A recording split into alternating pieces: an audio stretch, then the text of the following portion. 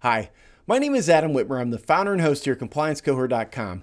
This compliance clip is going to talk about denial reasons for not meeting a minimum credit score on an application. So the question we have is really this. The question says, we have a minimum credit score requirement, and if an applicant does not meet that minimum, then the application is instantly denied. Would a custom reason, applicant does not meet minimum credit score requirements, be acceptable to use? The answer, of course, for this is going to come from Regulation B. So let's take a look at Regulation B, because 1002.9 B2 of Regulation B says this. It says, the statement of reasons for adverse action required by paragraph A21 of this section must be specific and indicate the principal reasons for the adverse action. Statements that the adverse action was based on the creditor's internal standards or policies, or that the applicant, joint applicant, or similar party failed to achieve a qualifying score on the creditor's credit scoring system, are insufficient. So in other words, you cannot just say you failed to meet our credit score, or you cannot say you're denied because you did not have a 680 credit score or 620 credit score. So that's the answer to this question. Now, I'm just kidding, because you probably want to know, then what are we supposed to do? So what you're supposed to do is you need to be more specific. You have to be more specific as to why their credit score did not meet your standards. Now, in some cases, this is going to be pretty obvious and pretty easy. For example, if they also have late payments with others or late payments with you, collections, judgments, bankruptcy, or other credit reporting deficiencies, you just list those, and then that's obviously the reason why their credit score is too low. So those are specific reasons. Now, sometimes what happens is if your minimum credit score is relatively high, and I've seen a few clients I've worked with over the years who have a minimum credit score of something like 680.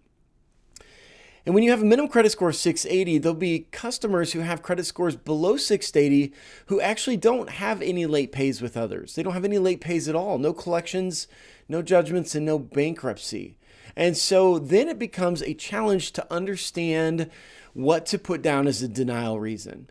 And in this case, it gets complicated, and there's not always a black and white answer. But really, the bottom line is you are supposed to tell them why their credit score was low. So it could be that the reason their credit score was below 680 is they have a lot of revolving credit, like credit cards, that have high balances. Because when you have a high balance on a credit card, it lowers your credit score if you're not paying it off each month. So if I have a credit limit of $10,000 and I've maxed that credit card out, that's actually going to bring my credit score down. Now, probably not in the 500 range, but if your minimum credit score is relatively high, like a 680, it could be below that. And so it gets a little bit complicated. Now, sometimes what you can do to understand what affected the credit score is to look at the Fair Credit Reporting Act, the FCRA reasons that are provided on your credit score disclosure that you provide to customers, especially if you have a risk-based pricing notice.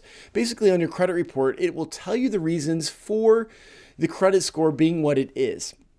These reasons are also carried over to your adverse action notice on the bottom of your adverse action notice. These are not your denial reasons. These are the reasons that affected the score. And these are what I call the Fair Credit Reporting Act reasons.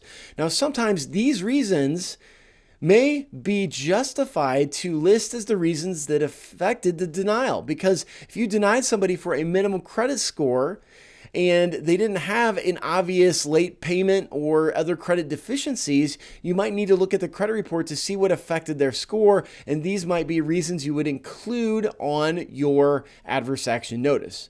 Now, these reasons are not canned reasons, so what you're going to have to do is choose the other reason and type it in. Now, as a best practice, I always recommend that you don't let your lenders just type in any other reason that they want to, because when that starts happening, I will tell you from experience, you start getting all kinds of reasons that are potential problems for Regulation B and for fair lending, because there can be reasons that turn out to be potentially discriminatory or not consistent. And so as a best practice, it's always a good idea to have any other reason that is being put on an adverse action notice reviewed by one central reviewer, some sort of person to manage this and oversee this, maybe a senior lender, maybe some analyst, maybe a compliance officer, compliance analyst. So it's very important that you manage these other reasons to make sure there's consistency in your organization.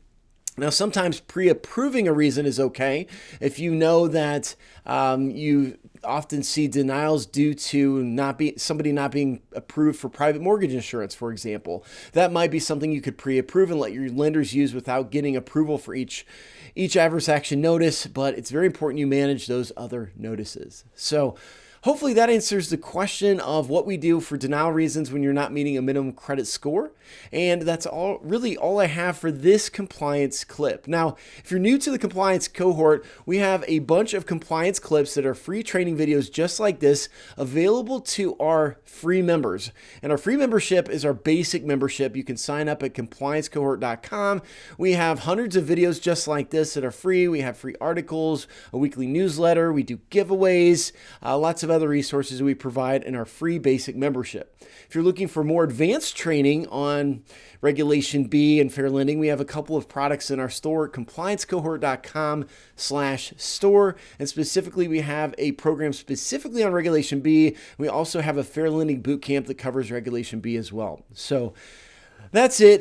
Thank you for sticking around to the very end. If you're an existing member, you're the reason we do what we do. Otherwise, I hope you all have a great day. Thanks so much.